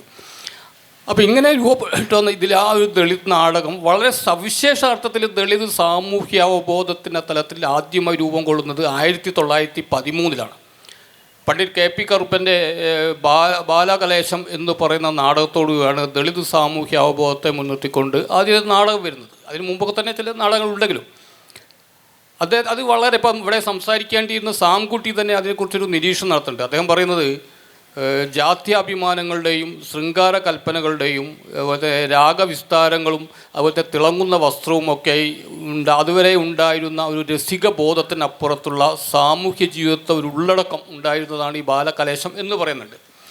പക്ഷേ ഈ നാടകം ഉണ്ടായ കാലത്ത് തന്നെ സ്വദേശാഭിമാൻ രാമകൃഷ്ണപിള്ളയെ പോലുള്ള ജാതിബോധം തികട്ടി വന്ന ആൾക്കാർ അതിനെ വിമർശിക്കുന്നുണ്ട്, പരിഹസിക്കുന്നുണ്ട്. അദ്ദേഹം അതിനെ ഈ നാടകത്തെ കളിയാക്കി പറയുന്നത് ബാലകലേശം എന്നാണ് ഞങ്ങൾ ഈ നാടകത്തെ വിളിക്കുക എന്ന് പറയുന്നുണ്ട്. എന്നുകൊണ്ട് ഇത്തരത്തിലുള്ള വളരെ ഇതായിട്ട് അതിൻ്റെ തുടർച്ചയിലാണ് 1920 മുതൽ തുടക്കാൻ തോന്നുന്നു. പിന്നീട് അങ്ങോട്ടാണ് പാമ്പാടി ജോൺ ജോസഫിൻ്റെ, അന്ന് കീഴോളം നവോത്ഥാന പ്രസ്ഥാനത്തിൻ്റെ ശ്രദ്ധേയമായ ഒരു സാന്നിധ്യമായ പാമ്പാടി ജോൺ ജോസഫിൻ്റെ രാഷ്ട്രീയ പരികൽപ്പനകളെ മുൻനിർത്തി അദ്ദേഹം തന്നെ എഴുതിയ ചേരമർ ചരിതം എന്ന് പറയുന്ന ഒരു നാടകം. അത് ഈ മധ്യ കേരളം അതുപോലെ തെക്കൻ തിരുവിതാംകൂർ ഏരിയയ്ക്കകത്തൊക്കെ ഏറെ കളിക്കപ്പെട്ട ഒരു നാടകമാണ് ഈ ചേരമർ ചരിതം എന്ന് പറയുന്ന ഇതൊക്കെ തന്നെ. പിന്നീട് ഇങ്ങോട്ട് മലയാളത്തിൽ 50-ക്ക് ശേഷമൊക്കെയാണ് മലയാള നാടക വേദിയിലെ പാരമ്പര്യ തലത്തിൽ മുഖ്യധാരയ്ക്കകത്ത് നിൽക്കുന്ന നാടക പ്രവർത്തകർ തന്നെ ഒരുപാട് പേർ ഈ തരത്തിലെ ദളിത് പെർസ്പെക്റ്റീവിലൊക്കെ നാടകം ചെയ്തിട്ടുണ്ട്. ഇപ്പം കുറേ ഇങ്ങോട്ട് 80-ക്ക് ശേഷം വന്നിട്ടുണ്ടായ ഈ എൻ പ്രഭാരം മാഷെ പുലിജന്മം എന്ന് പറയുന്ന നാടകം, അതുപോലെ തന്നെ ജി ശങ്കരപിള്ളയുടെ തന്നെ വളരെ മുമ്പേ തന്നെയുള്ള കറുത്ത ദൈവത്തെ തേടി എന്ന് പറയുന്ന ഇത്, അതുപോലെ തന്നെ ആ തുടർച്ചയായിട്ട് പിന്നീട് ഈ കാവാലം നാരായണ പണിക്കരുടെ ഈ തനത് കലാരൂപത്തിൻ്റെ ഒരു ഇതിനകത്ത് തന്നെയാണെങ്കിൽ കരിങ്കുട്ടി എന്ന് പറയുന്നൊരു നാടകം വരുന്നുണ്ട്. ഇങ്ങനെ ആ ഒരു മുഖ്യധാരയ്ക്കകത്ത് തന്നെ അതുപോലെ മരിച്ചുപോയ നമ്മുടെ കോഴിക്കോട് ജില്ലക്കാരൻ കൂടിയായിട്ടുള്ള ശാന്തകുമാറിൻ്റെ കറുത്ത വിധവ എന്ന് പറയുന്നൊരു നാടകം. ഇതിൻ്റെ തുടർച്ചയായിട്ടാണ് ശാന്തകുമാർ ഒരു ദളിത് പേഴ്സ്പെക്റ്റീവ് തന്നെയാണ്. ശാന്തകുമാറിൻ്റെ അധികം എല്ലാവർക്കും അറിയാമെന്നറിയില്ല, ലൈംഗിക തൊഴിലാളികളെ വെച്ചൊരു നാടകം ചെയ്യുന്നുണ്ട്, സ്ട്രീറ്റ് പ്ലേ ചെയ്യുന്നുണ്ട് ശാന്തകുമാർ. ഒറ്റ രാത്രിയുടെ കാമുകിമാർ എന്നാണ് ആ നാടകത്തിൻ്റെ പേര്. അതിൽ അഭിനയിച്ച കുട്ടികളൊക്കെ പിന്നീട് മിക്കവാറും ദളിത് കുട്ടികളാണ്. അതിനകത്തുള്ള കുട്ടികൾ തന്നെ പിന്നീട് PM ആൻ്റണിയുടെ നാടക ട്രൂപ്പിലൊക്കെ പോകുന്നുണ്ട് പിന്നെ കേരളത്തിൽ. അപ്പം ഇങ്ങനെ വളരെ സജീവമായ അത്തരമൊരു ധാരയ്ക്കകത്ത് പക്ഷേ ദളിത് ആ ഇതിനകത്ത് തന്നെ നേരത്തെ ഇപ്പോൾ ഈ പറഞ്ഞ പോലെ തുടർച്ചയായിട്ട് പിന്നീട് 80-കളൊക്കെ ശേഷം 70-80-കളൊക്കെ തന്നെ വലിയ സജീവമായ ദളിത് ആക്ടിവിസ്റ്റുകളും നിരീക്ഷകരായിട്ടുള്ള ആളുകളൊക്കെ നാടകം ചെയ്യുന്നു. ഇപ്പോൾ സണ്ണിയം കവിക്കാടിൻ്റെ 2 നാടകങ്ങൾ എത്ര പേർ ശ്രദ്ധിച്ചെന്നറിയില്ല. ഛാഗ എന്ന് പറയുന്നൊരു നാടകം, അതുപോലെ തന്നെ അതിനുശേഷം അദ്ദേഹം അനന്തരം ഏകലവ്യനെന്തു സംഭവിച്ചു പോലുള്ള നാടകങ്ങൾ. പിന്നീട് അദ്ദേഹം സജീവമായ സാമൂഹിക വിമർശനത്തിൻ്റെയും രാഷ്ട്രീയ വിമർശനത്തിൻ്റെ ഒരു മേഖലയ്ക്ക് പിന്നീട് കടക്കുക ചെയ്യുന്നത്. അതുപോലെ തന്നെ പ്രദീപൻ പാമ്പരിക്കുന്നിൻ്റെ എരി എന്ന് പറയുന്ന നോവലിനെ ബേസ് ചെയ്തുകൊണ്ട് ഇവിടെ കോഴിക്കോട് ഗുരുവായൂരപ്പൻ കോളേജിലെ കുട്ടികളെ വെച്ചുകൊണ്ട് TK സുജിത്ത് ചെയ്ത എരി എന്ന് പറയുന്ന നാടകം. അതുപോലെ തന്നെ ഈ അടുത്ത് അകാലത്തിൽ നമ്മെ വേർപിരിഞ്ഞ KV വിജേഷിൻ്റെ C അയ്യപ്പൻ്റെ കഥകളെ മുൻനിർത്തിക്കൊണ്ട് വന്ന നാടകങ്ങൾ, ഇങ്ങനെ വലിയൊരു നിര മലയാള നാടക രംഗത്ത് ഇന്ന് വന്നിട്ടുണ്ട്. ഏറ്റവും അവസാനമായി ഞാൻ നേരത്തെ മാഷുമായിട്ട് സംസാരിച്ചിട്ടും പറയായിരുന്നു, ഈ അബീഷ് ശശിധരൻ്റെ വിൽപോളിൻ്റെ മഞ്ചാടിക്കരി എന്ന് പറയുന്ന പുസ്തകത്തെ മുൻനിർത്തിക്കൊണ്ട് മീനച്ചിലാറ് എന്ന് പറയുന്ന ഒരു നാടകം വന്നിട്ടുണ്ട്. പക്ഷേ ശ്രദ്ധേയം മിക്കവാറും ആളുകൾ കാണേണ്ട ഒരു നാടകമാണ്.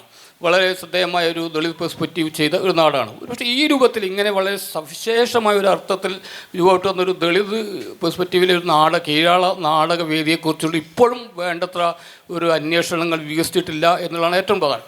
മറ്റൊന്ന് ഈ സ്ത്രീ നാടകവേദിയെക്കുറിച്ചാണ്. ഇപ്പോൾ സ്ത്രീ നാടകവേദിയുടെ ഒരു പ്രശ്നം നേരത്തെ ഇവിടെ സൂചിപ്പിച്ച പോലെ വരേണ്യ സാമുദായിക പരിഷ്കരണ പ്രസ്ഥാനത്തിൻ്റെ തുടർച്ചയിൽ നാടകങ്ങൾ ഉണ്ടായിട്ടുണ്ട്. ഇപ്പോൾ നമ്മൾ ഈ നവോത്ഥാനം ഒന്നും പറയാൻ പറ്റില്ല. ഇപ്പോൾ യോഗക്ഷേമ സഭ, ഉണ്ണി നമ്പൂതിരി ഈ പ്രസ്ഥാനം ഇത്തരം വരേണ്യ നവോത്ഥാനം എന്ന് തെറ്റായി സമീകരിക്കുന്നുണ്ട്. കീഴാള നവോത്ഥാനവും വരേണ്യ നവോത്ഥാനം ഒന്നാണ് സമീകരിക്കേണ്ടത്. അത് തെറ്റാണ്. വാസ്തവത്തിൽ വരേണ്യ സമുദായത്തിൻ്റെ സ്ലോഗൻസും അവരുടെത്തിയ പരിഷ്കരണ മുദ്രാവാക്യങ്ങളും ഒക്കെ തന്നെ മറക്കുട തല്ലിപ്പൊളിക്കുക, ഘോഷ ബഹിഷ്കരിക്കുക, ഇതൊക്കെയാണ് ഇവർ മുദ്രാവാക്യം. അത് ആ വരേണ്യ സാമുദായിക പരിഷ്കരണ പ്രസ്ഥാനത്തിൻ്റെ തുടർച്ചയിലാണ് വീട്ടിയുടെ അടുക്കളയിൽ അരങ്ങത്തേക്ക് അതുപോലെ തന്നെ പ്രേംജിയും MRP ഒക്കെ മുൻകൈ എടുത്തു വന്ന ഋതുമതി എന്ന് പറയുന്ന നാടകം ഒക്കെ വരുന്നത്. പക്ഷേ ആ നാടകത്തിൻ്റെയും ഒരു തുടർച്ച, പക്ഷെ അതിൽ രസകരമായി പിന്നീട് എനിക്കുള്ള MP പിള്ളാരെന്ന് പറയുന്ന രസകരമായുണ്ട്. ഈ വരേണ്യ സാമുദായിക പരിഷ്കരണ പ്രസ്ഥാനത്തിൻ്റെ തുടർച്ചയിൽ വന്ന സ്ത്രീകളായിട്ടുള്ള ആളുകൾ ആരും പിന്നീട് സമുദായത്തിനകത്തേക്ക് കയറിപ്പോയിട്ടില്ല. പക്ഷേ പുരുഷന്മാരൊക്കെ പിന്നീട് പല ആളുകളും അതിനകത്ത് തന്നെ സ്തംഭിച്ചു പോയിട്ടുള്ളൂ എന്നാണ് പറയുന്നതാണ്. അപ്പോൾ ഇത്തരം ഇതിനൊക്കെ പക്ഷേ കീഴാള നവോത്ഥാന പ്രസ്ഥാനങ്ങൾ തുടർച്ച വേറെയും തന്നെ വന്ന് വളരെ സജീവമായ ധാരയും ആ സജീവമായ ധാരയ്ക്ക് ഇത് അകത്ത് വന്ന നാടകങ്ങളും വളരെ പ്രസക്തം. അതിൻ്റെ തുടർച്ചയിലൊക്കെ വളരെ സജീവമായി ഇന്നും അതിൻ്റെ തുടർച്ചയിൽ ഇന്നത്തെ ആക്ടിവിസത്തിൻ്റെയും അല്ലാതെയും ഒക്കെ ഭാഗമായി നിൽക്കുന്നുണ്ട്. നേരത്തെ മാഷോട് സൂചിപ്പിച്ചു ഈ കാളി നാടകത്തെക്കുറിച്ച്. ഈ കാളി നാടകത്തേക്ക് വേറെ ഒന്നുണ്ട്. മലയാളത്തിലെ ഈ മുഴുനീള പിന്നെ ഒരു സ്ട്രീറ്റ് പ്ലേയെക്കുറിച്ചും ഒക്കെ ഉള്ളതിനെക്കുറിച്ച് വലിയൊരു നാടക സംരംഭം അതെനിക്കൊന്ന് മധുമാഷ് അങ്ങനെ ഒരു ശ്രമം നടത്തി നോക്കിയിരുന്നു. പക്ഷേ പരാജയപ്പെടാൻ റോമിംഗ് തിയേറ്റർ എന്ന് പറഞ്ഞൊരു കൺസെപ്റ്റ് വെച്ചിട്ട്, പക്ഷേ അത് വേണ്ടത്ര വിജയിച്ചില്ല. പിന്നെ അതിൻ്റെ തുടർച്ചയിലാണ് PM ആൻ്റണി കേരളം മുഴുക്കെ ഈ പിന്നെ പോയിട്ട് സൈക്കിൾ എന്ന് പറയുന്ന ഈ ആ സംവിധാനത്തിൽ ഈ നാടകം ഉണ്ടാവുന്നത്. അപ്പോൾ ഈ രൂപത്തിൽ മലയാളത്തിലേക്ക് പിന്നീട് സ്ത്രീ നാടകവേദിയിൽ ഇന്ന് പിന്നെ വളരെ സജീവമായി നിൽക്കുന്ന വലിയൊരു വിഭാഗം പിന്നെ എറണാകുളം കേന്ദ്രീകരിച്ച് ആശാദേവിയുടെ മുൻകൈയിൽ പെണ്ണരങ്ങ് എന്ന് പറയുന്ന ഒരു പ്രസ്ഥാനം ഉണ്ടായിരുന്നു. അവരാണ് ഗിരീഷ് കർണാട്ടിക്കിൻ്റെ നാടകങ്ങളൊക്കെ ഇംഗ്ലീഷിൽ നിന്ന് മലയാളത്തിലേക്കൊക്കെ ട്രാൻസ്ലേറ്റ് ചെയ്ത് അത് തന്നെ നാടകമായിട്ട് കളിച്ചിട്ടുണ്ട്. ഇവിടെ വരേണ്ടിയിരുന്ന ശ്രീജ ആറങ്ങോട്ടുകാരുടെ ഈ കലങ്കാരിയുടെ കഥ പോലുള്ള നാടകങ്ങൾ വന്നിട്ടുണ്ട്.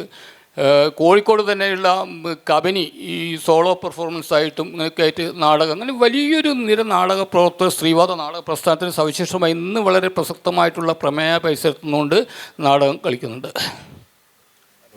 ഹലോ ഹലോ ഹലോ നമസ്കാരം. നമ്മൾ ഈ പറഞ്ഞു വന്നത് നേരത്തെ മാഷി ചോദിച്ചു പോലെ ഇതിനെവിടെയാണ് ഫോക്കസ് എന്ന് ചോദിച്ചാൽ ഇത് തന്നെയാണ് ഇതിൻ്റെ ഫോക്കസ്. ഞാൻ കൃത്യമായിട്ടാണ് അങ്ങനെ ആ ചോദ്യങ്ങൾ അങ്ങനെ നിങ്ങളും തിരിച്ചു വിട്ടത്. കാരണം ഇത്രേ ഉള്ളൂ, നമ്മൾ അടുക്കള എന്ന് പറഞ്ഞാൽ എന്താണ്, പലതരത്തിലുള്ള വിഭവങ്ങൾ ചേർത്ത് ഒരു കാര്യം ഉണ്ടാക്കുന്ന ഒരിടം എന്ന നിലയിലാണ്. അപ്പോൾ അതുകൊണ്ട് തന്നെ ഇവിടെ നിങ്ങൾ പലതരത്തിൽ ഇപ്പോൾ സ്ത്രീവാദത്തെക്കുറിച്ച് പറഞ്ഞു, ദളിത് നാടകവേദിയെക്കുറിച്ച് പറഞ്ഞു, കേളു നാടകത്തെക്കുറിച്ച് പറഞ്ഞു, മാഷിൻ്റെ നാടക പരീക്ഷണങ്ങളെക്കുറിച്ച് പറഞ്ഞു. ഇതെല്ലാം ചേർന്ന ഒരിടമാണ് നാടകം. പക്ഷേ ഇതിനപ്പുറത്തേക്ക് പോകുന്ന ഒരിടം കൂടിയുണ്ട് നാടകത്തിന്. നമുക്കിനി സമയപരിമിതി ഉണ്ടെങ്കിലും ഒരു അവസാന ഒരു റൗണ്ട് എന്ന നിലയിൽ അധികം ഒരു 1-2 മിനിറ്റ് എടുത്ത് ഓരോരുത്തരും ജസ്റ്റ് ഇനി എന്താണ് നാടകം, നിങ്ങൾ നാടകത്തിൽ ഇടപെട്ടവരാണ്, നാടകം പഠിപ്പിക്കുന്നവരാണ്, നാടകത്തിൻ്റെ ചരിത്രം അറിയുന്നവരാണ്, ഇന്നത്തെ നാടകത്തിൻ്റെ അവസ്ഥകളെക്കുറിച്ച് മറ്റാരേക്കാൾ കൂടുതൽ നല്ല ധാരണയുള്ള ആളുകൾ എന്ന നിലയിൽ പുതിയ കുട്ടികൾക്ക് വേണ്ടി നമ്മൾ സംസാരിക്കുമ്പോൾ ഇനി നാടകം എന്ത്, നാളത്തെ നാടകം എന്താണ്, നാടകത്തിൻ്റെ പ്രസക്തി എന്താണ്, ഇങ്ങനെയുള്ള വളരെ പ്രസക്തമായ ചില ചോദ്യങ്ങൾ, ഉത്തരവൊന്നും വേണമെന്നില്ല, ചില ഓപ്പൺ എൻഡഡ് ആയിട്ട് പോലും ചില ചോദ്യങ്ങൾ നമുക്ക് ഉണ്ടാക്കേണ്ടതുണ്ട്. അത്തരം ഒരു കാര്യത്തിലേക്ക് 3 പേരുടെയും ശ്രദ്ധ ഞാൻ ക്ഷണിക്കുകയാണ്. മാഷാദ്യം. അടുക്കള എന്ന പേരിൽ തന്നെ ശ്രദ്ധേയമായിട്ടുള്ള നാടകമുണ്ട്. എൻ്റെ സുഹൃത്തു കൂടിയായിട്ടുള്ള മുമ്പ് നേരത്തെ പേര് പറഞ്ഞ N. ശശിധരൻ്റെ പുസ്തകമായിട്ട് വന്നിട്ടുണ്ട് നാടകം. അതാണ് ഒരു വീടിൻ്റെ അടുക്കളയാണ്. ഒരു ലോവർ മിഡിൽ ക്ലാസ്സിലുള്ള ഒരു വീടിൻ്റെ, സ്ത്രീക്ക് പ്രാധാന്യമുള്ളൊരു വീട്, അച്ഛൻ അതിൽ പ്രസക്തമല്ല, അമ്മയും മകളും തമ്മിൽ അടുപ്പത്തെക്കുറിച്ചാണ് ആ പ്ലേ. വയലൻസാണ് അതിലത്തെ വിഷയം. അത് അടുക്കള തന്നെയാണ്. അടുക്കളയിൽ അമ്മി അങ്ങനെയുള്ള കാര്യങ്ങൾ വെച്ചിട്ടാണ് ആ നാടകം പോയത്. അത് അങ്ങനെ അക്കാഡമിക് പണ്ഡിതന്മാരുടെ പിന്തുണ ഇല്ലാതെ നാടകങ്ങൾക്ക് നിലനിൽക്കാൻ വേണ്ടി പറ്റും. ഞങ്ങളുടെയൊക്കെ അനുഭവമാണ്. അപ്പോൾ ആ നിലക്ക് നിലനിന്ന നാടകമാണ്, പുസ്തകമായിട്ട് വന്നിട്ടുണ്ട്. അപ്പോൾ ആ നിലക്ക് പഠിക്കപ്പെട്ടിട്ടുണ്ട്. പിന്നെ നാടകത്തിൻ്റെ ഭാവി എന്ന് പറഞ്ഞാൽ കേരള സമൂഹത്തിന് ഈ എൻജോയ്മെൻറ്റിന് അപ്പുറത്തേക്ക് പോകാൻ താല്പര്യമുണ്ട് എന്നുള്ള കാര്യം വലിയ സംശയം വന്നിട്ടുണ്ട്. നമ്മൾ പഠിക്കുന്ന വിഷയം പോലും നമ്മൾ ആത്മാവിഷ്കാരമായിട്ട് മാറുന്നില്ല. നമ്മൾ റിസർച്ചൊക്കെ സ്വീകരിക്കുന്ന വിഷയവും നമ്മൾ തമ്മിൽ ഒരു ബന്ധം ഉണ്ടാവണമെന്നില്ല. അങ്ങനെ വ്യാജ ജീവിതം നയിക്കുന്ന കേരളത്തിൽ എല്ലുറപ്പുള്ള ചരിത്രത്തിൻ്റെ ഊർജ്ജമുള്ള നാടകം ഉണ്ടാവുമെന്ന് കാര്യത്തിൽ വലിയ സംശയമുണ്ട്. ആ സംശയം തന്നെയാണ് അവതരിപ്പിക്കുക. അതിനൊരു നാടകീയമായിട്ട് പറയാവുന്ന ഒരു കാര്യമാണ്. അല്ലാതെ ഒരു ഉല്ലാസത്തിൻ്റെ കേരളം ഉണ്ടായിരിക്കുകയാണ്.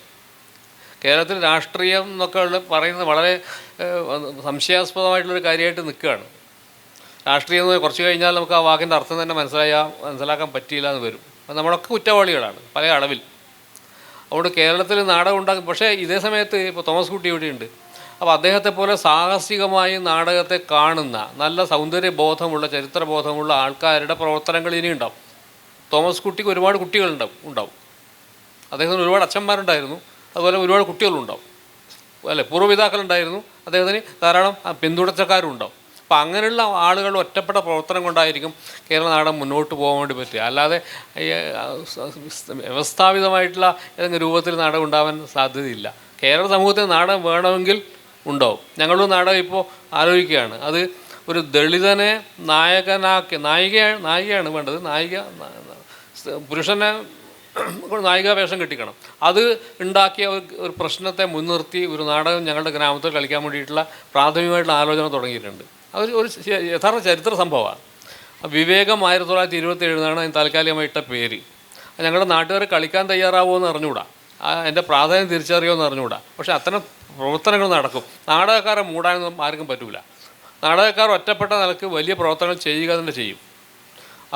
അതിലേക്കാണ് നമ്മൾ ഉറ്റുനോക്കുന്നത്.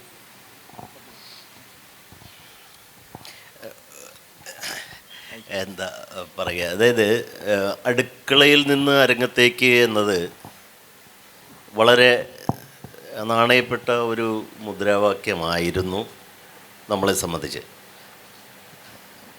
പക്ഷെ ഓർക്കേണ്ടുന്ന ഒരു കാര്യം, നവോത്ഥാനം, പരിഷ്കരണം മുതലായ സംജ്ഞകളുമായി ചേർത്താണ് ഇതൊക്കെ സംഭവിക്കുന്നത്. കേരളത്തിൽ ഇപ്പോഴും ഏറ്റവും വിൽപ്പന നടത്തുന്ന വാക്ക് നവോത്ഥാനം എന്നതാണ്. എല്ലാ ഡിസ്കോഴ്സിൻ്റെയും ഒരു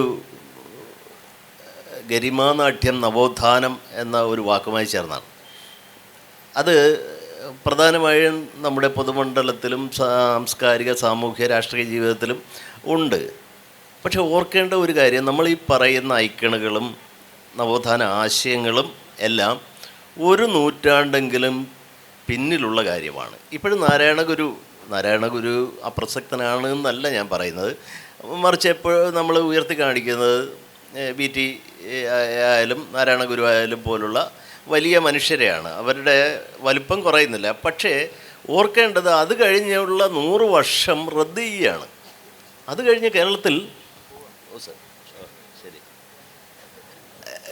കേരളത്തിൽ പിന്നീട് ജീവിതം ഉണ്ടായിട്ടില്ല എന്നുള്ള മട്ടിലുള്ള ഒരു വിലയിരുത്തലാണ് അതിൻ്റെ മുന്നുപാധിയായിട്ടുള്ളത്. ഈ പറയുന്ന കാലത്ത് അടുക്കള വിട്ടിട്ട് എല്ലാവരും അരങ്ങിൽ എത്തിയെങ്കിൽ, അത് കഴിഞ്ഞിട്ട് ഏറ്റവും സമകാലികമായ ഒരു AI കാലഘട്ടത്തിൽ ഇരിക്കുമ്പോൾ നമ്മുടെ അടുക്കള എവിടെ, അരങ്ങെവിടെ, ഡെലിവറി ബോയ് എവിടെ എന്നൊക്കെ ഉള്ളത് പ്രശ്നവൽക്കരിക്കേണ്ട കാര്യമാണ്. കാലം മാറുന്നു, ചരിത്രം മാറുന്നു, നമ്മുടെ സംവാദ രീതികൾ മാറുന്നു. അതുകൊണ്ട് തിയേറ്ററിലും അത് സംഭവിക്കും.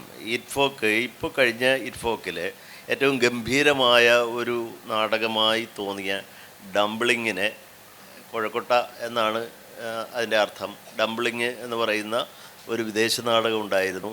വളരെ സൂക്ഷ്മരാഷ്ട്രീയം പറയുന്ന നാടകം.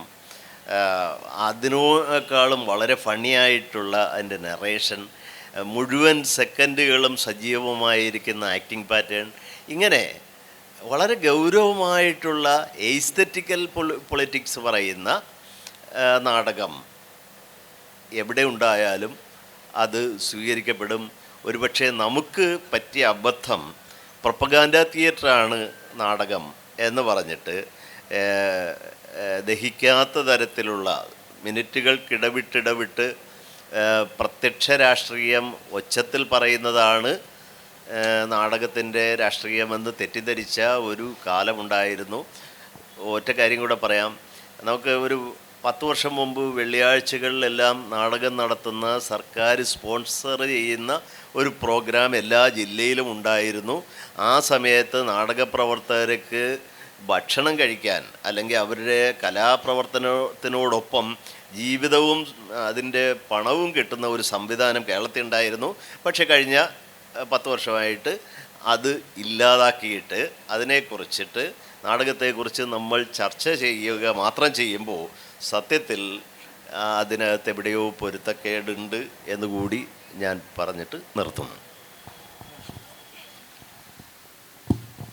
നേരത്തെ തോമസ് കുട്ടി മാഷ് രണ്ടാമത്തെ ഭാഗം സംസാരിക്കുമ്പോൾ പറഞ്ഞൊരു കത്ത്, ഇപ്പം നാടകവേദിയുടെ വേദിയുടെ തന്നെ വ്യത്യസ്ത പരീക്ഷണങ്ങളാണ്. ഇപ്പോൾ പലപ്പോഴും നമ്മൾ ബഹുഭൂരിപക്ഷം ആളുകളും പിന്തുടരുന്ന ഒരു വേദി പ്രൊസീനിയർ സ്റ്റേജിൻ്റെയാണ്. പ്രൊസീനിയർ സ്റ്റേജിൻ്റെ തന്നെ പരിമിതികളെ ഭേദിച്ചുകൊണ്ട് ഇന്ന് മലയാളത്തിലുൾപ്പെടെ വലിയ രീതിയിൽ നാടകം, ഇപ്പോൾ ഞാൻ ആദ്യം കണ്ടൊരു അരീന നാടകവേദി ഞാൻ വിചാരിക്കുന്നത് വടക്കൻ മലബാറിൽ കൂടുതൽ കളിച്ച ഒരു ദാമോദരൻ അമ്പലത്ത് എന്ന് പറയുന്ന ഒരു കക്ഷി, പ്രധാനപ്പെട്ട ഒരു നാടക പ്രവർത്തകനായിരുന്നു അദ്ദേഹം. ശിവരാം കാരന്ത് എന്ന് പറയുന്ന ആളുടെ നോവലിനെ ബേസ് ചെയ്ത്, ചോമൻ്റെ തുടി എന്ന് പറയുന്ന ശിവരാം കാരന്തിൻ്റെ നോവലിനെ ബേസ് ചെയ്തുകൊണ്ട് ഇത് ഞങ്ങളുടെ ഭൂമി എന്ന് പറയുന്നതായിരുന്നു. 3 ഭാഗം ഓഡിയൻസ് ഇരിക്കാം, ബാക്കിലൊരു കർട്ടൻ മാത്രം എന്ന രൂപത്തിലേക്ക് യൂസ് ചെയ്യുന്നത്. പിന്നീട് ഇതിനിപ്പോൾ നമുക്ക് ദീപൻ ശിവരാമൻ ഖസാക്കിൻ്റെ ഇതിഹാസം ചെയ്യുന്നുണ്ട്. 4 ഭാഗവും തന്നെ ഓഡിയൻസിന്, 3 ഭാഗം തന്നെ ഓഡിയൻസിനെ നിർത്തിയിട്ട് ഓഡിയൻസിനകത്തൊരു പ്രതലത്തിൽ നാടകം ചെയ്യുന്നുണ്ട്. ഇങ്ങനെ വലിയ, ഈ അടുത്ത കാലത്ത് കോഴിക്കോട്ടുകാരൻ കൂടിയായിട്ടുള്ള എമിൽ മാധവി, അദ്ദേഹത്തിൻ്റെ ഇംഗ്ലീഷ് നാടകം എമിറ്റേഷൻ ഓഫ് ഡെത്ത് എന്ന് പറയുന്ന ഇംഗ്ലീഷ് നാടകം 3 റൂമാണ്. 3 റൂം 3 വേദിയാക്കി വളരെ പരീക്ഷണാത്മകമായിട്ട് ഈ നാടകങ്ങൾ ചെയ്തിട്ടുണ്ട്. ഈ രൂപത്തിൽ വളരെ വ്യത്യസ്ത തലങ്ങളിൽ നാടകം രൂപമുണ്ട് എന്ന് പറഞ്ഞാൽ നേരത്തെ ബൃഹത്തൊക്കെ പറഞ്ഞ പോലെ ഈ നാടകത്തിന് വേണ്ട എക്യുപ്മെൻറ്റ്സ് വളരെ കുറച്ചായിരിക്കുക, ചിലവ് ചുരുക്കുക, മറ്റൊന്ന് ഈ അനാർഭാടമായിരിക്കുക എന്നുള്ള രൂപത്തിൽ കൺസെപ്റ്റിൻ്റെ അകത്ത് ഇത് നാടകപ്രവർത്തകരുടെ ഒരു ബാധ്യത കുറയ്ക്കുന്നത് വളരെ പ്രധാനമായിരിക്കും. പിന്നെ നമ്മുടെ ഈ സാംസ്കാരിക വേദികൾ, ഗവൺമെൻറ് തന്നെ സാംസ്കാരിക മിഷനറീൻ്റെ ഒരു ഡിസ്ക്രിമിനേഷൻ്റെ ഒരു കാര്യം കൂടി പറയണം. അതിലൊന്ന് എനിക്ക് തോന്നുന്നത് ഈ ഇപ്പം നമ്മളെ ഒരു പെയിൻറ്റിങ് ലളിതകലാ അക്കാദമിക്ക് അവർ ഒരു പെയിൻറ്റർ ഒരു സോളോ ചെയ്യുകയാണെങ്കിൽ 50,000 രൂപ കൊടുക്കും. ഒരു ഗ്രൂപ്പാണെങ്കിൽ 1 ലക്ഷം കൊടുക്കുന്നുണ്ട് ഒക്കെ നോക്കും. പിന്നെ അവർക്ക് വേണ്ട TA അതുപോലെ അക്കോമഡേഷന്, ഫുഡിൻ്റെ ചാർജ്, ബില്ലും ഒക്കെ കൊടുക്കും. സംഗീത നാടക അക്കാദമി മാക്സിമം കൊടുക്കുക അത്ര പക്ഷേ 2 ലക്ഷം ആണ്. അത് 2-3 വിഭാഗത്തിലാണ്. സംഗീത നാടകത്തിന് കൊടുക്കുന്നുണ്ട്, പ്രൊഫഷണൽ നാടകത്തിന് കൊടുക്കുന്നുണ്ട്, അമേച്ചർ നാടക ഗ്രൂപ്പുണ്ട്. ഇത് ഏത് പോയാലും അതിനനുസരിച്ചാണ് ഇത് കൊടുക്കുന്നത്. പക്ഷേ നമുക്ക് അറിയാം, ഒരു പ്രൊഫഷണൽ നാടകം അല്ലെങ്കിൽ ഒരു അമേച്ചർ നാടകം തന്നെ പറഞ്ഞിട്ടുണ്ടെങ്കിൽ 1.5-2.5 മാസത്തെ പരിശീലനത്തിൻ്റെ തുടർച്ചയിലാണ് അങ്ങനെ ഒരു പ്രൊഡക്റ്റ് ഉണ്ടാകുന്നത്. അതിൻ്റെ ഒരു തടസ്സം വരേണ്ട സന്ദർഭത്തിന് വേണ്ട സാമ്പത്തിക ബാധ്യത എന്ന് പറഞ്ഞിട്ടുണ്ടെങ്കിൽ നാടകം ഇപ്പോൾ തോമസ് മാഷാണ് ഒരു നാടകം ചെയ്യുന്നതെങ്കിൽ അതിൻ്റെ ബാധ്യത ഉത്തരവാദിത്വം റെസ്പോൺസിബിലിറ്റി തോമസ് മാഷ് സ്വയം ഏൽക്കുകയാണ്. ഇങ്ങനെയാണ് നാടകം ആയി വരുന്നത്. അതിൽ സർക്കാരിൻ്റെ ഭാഗത്തുനിന്ന് ഉണ്ടാവുന്ന ഒരു ഇടപെടൽ കാര്യം കൂടി സൂചിപ്പിച്ചുകൊണ്ട് അവസാനിപ്പിക്കുകയാണ്. സന്തോഷം, നന്ദി. പലമയാണ് നാടകം. വർത്തമാനകാലം പുതിയ നാടകത്തിനും അതിൻ്റെ ഒരു ശുഭാപ്തി വിശ്വാസം നഷ്ടപ്പെടുന്നില്ല. നാടകം എക്കാലം ഉണ്ടാകും എന്ന് തന്നെ നമുക്ക് പ്രതീക്ഷിച്ചുകൊണ്ട് ചോദ്യങ്ങൾക്ക് 1-2 ചോദ്യങ്ങൾ ചോദിക്കാനുള്ള അവസരങ്ങൾ നിങ്ങൾക്കൊരു അവസരം നിഷേധിച്ചു എന്ന് പറയാതിരിക്കാനുള്ളൊരു അവസരമുണ്ട്. ചോദ്യങ്ങളുണ്ടെങ്കിൽ എത്രയും പെട്ടെന്ന് 1-2 ചോദ്യങ്ങൾ ചോദിക്കാം. സമയം ഏകദേശം ആയിട്ടുണ്ട്, അതുകൊണ്ടാണ്. ചോദ്യങ്ങളില്ലെന്ന് വിചാരിക്കുന്നു. സമയം വളരെ പ്രധാനപ്പെട്ടതാണ്. വളരെ സൂക്ഷ്മ നിരീക്ഷണങ്ങൾ നാടകത്തെക്കുറിച്ച് നടത്തിയ പ്രിയപ്പെട്ടവർക്ക് ഹൃദയപൂർവ്വം നന്ദി പറയുന്നു. നന്ദി, നമസ്കാരം.